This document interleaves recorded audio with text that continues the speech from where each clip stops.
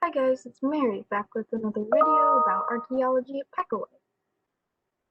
So, let's share my PowerPoint once again. There we go. So you should be able to see my PowerPoint now. You're probably wondering, how did the archaeology at the ABPP Peckuwe site? So, we did it using metal detector survey. It was about 139 acres of land, using a team of students and volunteers over the course of about 2 to 3 months. In those 2 to 3 months, we found thousands of artifacts, and hundreds of those artifacts were related to the Battle of Peckuwe from 1780. That's right, we found artifacts all the way from almost 250 years ago, all using metal detectors and shovels. It's pretty cool. So what did we find?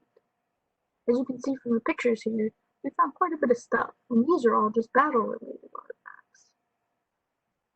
So the first set of things we found were buckles. All except 2 of the buckles that we found are called single frame buckles. And these kind of buckles are used for things like leather straps and things of that nature. Leather straps, things like that. So, for example, most of our buttons are probably used for horse harnesses and saddles, like you can see in that picture there. But the soldiers were riding into the Battle of Peckuwe. Can you think of any other places buckles might be found during the Revolutionary War? Uniforms, maybe? Anyway, here's an example of a buckle we found. It's in that picture there, right below the horse's butt. This is one of the buckles we found, and this would have been found on a saddle or something of that nature, as you can see in the picture of the horse's butt there. This would have had a piece of metal that ran from here to here that would have made it a buckle. So this one's just a fragment of a buckle, actually.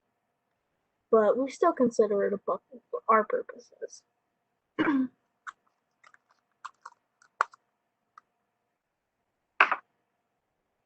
After that, we have buttons. We found a total of 49 buttons.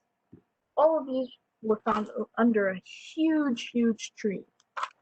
And if you know anything about tree rings, you'll know that this tree was most likely mature at the time of the battle, almost 250 years ago. That right there is actually a picture of me out in the field next to the giant tree. I'm about 5'8" and almost 200 pounds. That's a huge tree.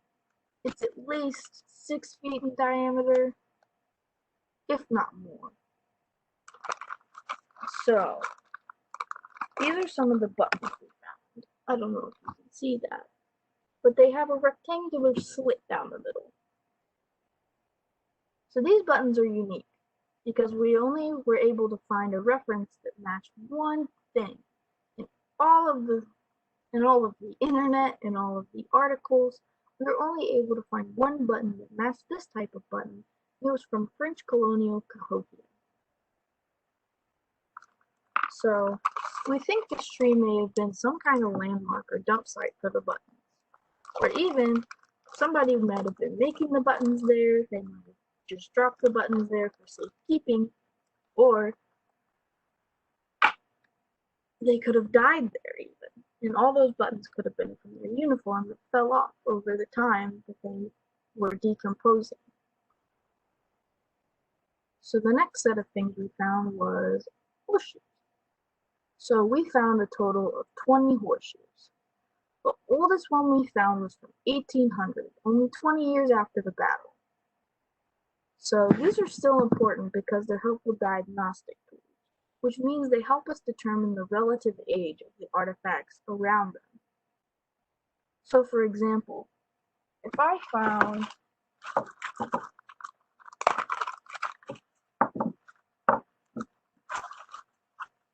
this horseshoe in the 3rd strata of dirt, 1, 2, 3, I would know that everything above this comes after, 1800. So 1800, maybe 1900, 2000, and even to 2020.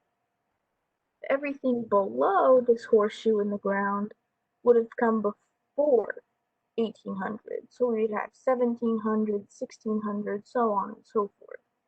That's what the relative age is. And horseshoes are especially important because they really help us tell that. They're pretty reliable for that. The next set of things we have are musket balls. So there's actually two different types. Lead balls are fired from a musket, hence musket balls. There's two types, lead balls and buckshot. Lead balls are the larger driving force of a shot being fired, while the buckshot are the smaller pieces that disperse from a shot. Buckshot makes it more likely for you to hit a target versus just the one ball on its own. The lead often gets disfigured from firing since the metal is so soft. So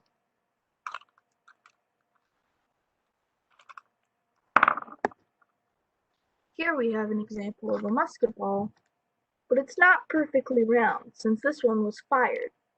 This might have hit something like a tree or even a person, and it disfigured it, so it's not perfectly round anymore like it would have been when it came out of the cast.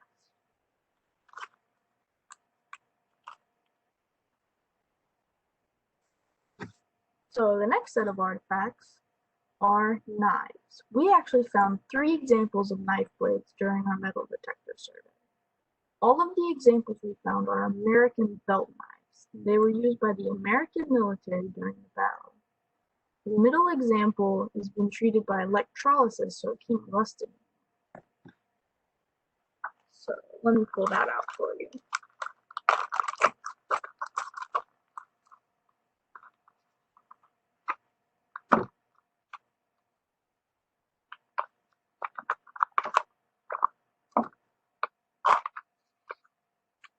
So here is our knife blade that's been treated by electrolysis.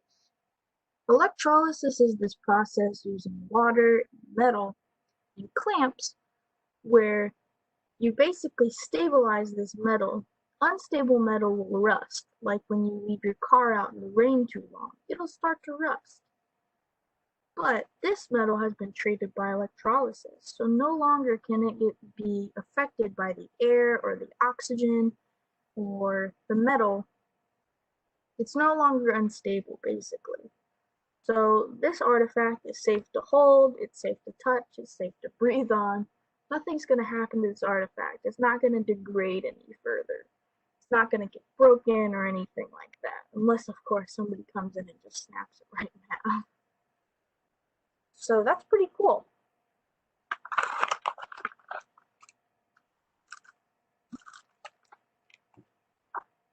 All right. So these are some of the examples of other artifacts that we found. Do you recognize any of these from the modern day? Maybe, but maybe not. I feel like the most recognizable one is up here in the top right. That's a lock.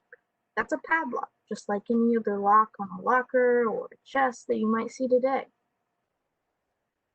Padlocks were made by locksmiths, and they were used on chests and personal items in the battle. They were often used for the American military since they were marching up and down all over the country, trying to defend America from Britain. This first artifact that you see over here on the left, that's a piece of ceramic from like a pot.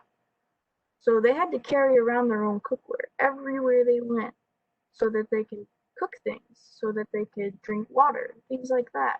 Of course, that's super important, but they had to lug all that stuff all over the place, which I'm sure was a drag. That weird looking piece of metal in the middle is actually a pot hook. So a pot hook was used for, well, probably guessed it, hanging up pots. You might have seen one of these if you ever went camping or something, but they don't quite look like this anymore. Basically, a pot hook, you hang it over a fence or a boundary, and you could hang your pots from it. So when you're stopped at camp in the battle, you could sit down and you could hang up your pots to dry if you wash them, or just to keep them out and convenient for when you're making food for you and your battle mates, you and your fellow soldiers.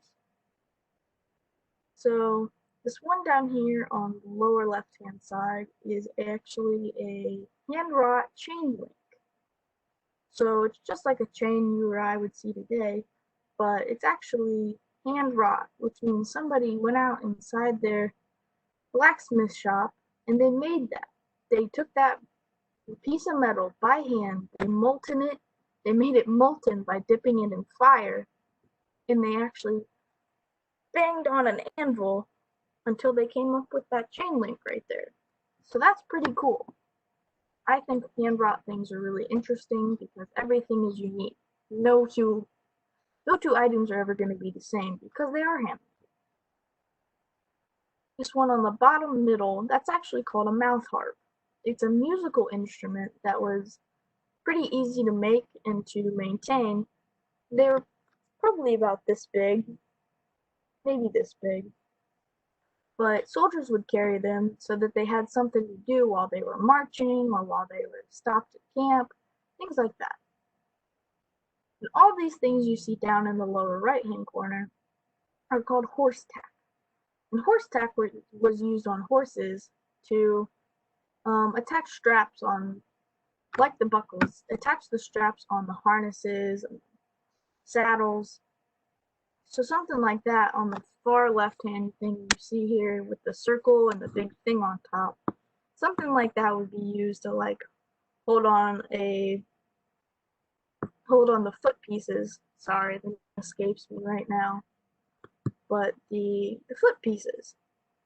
And some of these other things would just be used to hold on the harnesses, just to keep things together. Oftentimes, things were hung off of these things, or other chain links would be applied. So you could see like the third one right here on the top. That has an extra chain link on it. That may have been a full-blown chain that was used to hang things from, or something like that. So I think that's pretty interesting. And the one down here in the lower part, the thing that looks like nothing else, that's actually a horseshoe nail. The horseshoe nails are different from regular nails because they're flatter and they're usually a little bit longer. So those are usually hand wrought as well, just like the mouth harp would be. Not the mouth harp, the chain link, sorry. Just like the chain link would have been. And those were used to keep the horseshoes onto the horse's foot. But don't worry, it doesn't hurt the horse. It just goes into the hard part. Like our nails equals their hooves. So if someone flipped your nail, it's not going to hurt. But so that's essentially all the artifacts we found. Not all the artifacts. That's just an example of some of the artifacts we found in the Battle of Peckuwe. So thank you for listening, and I'll see you in another video. Bye, guys.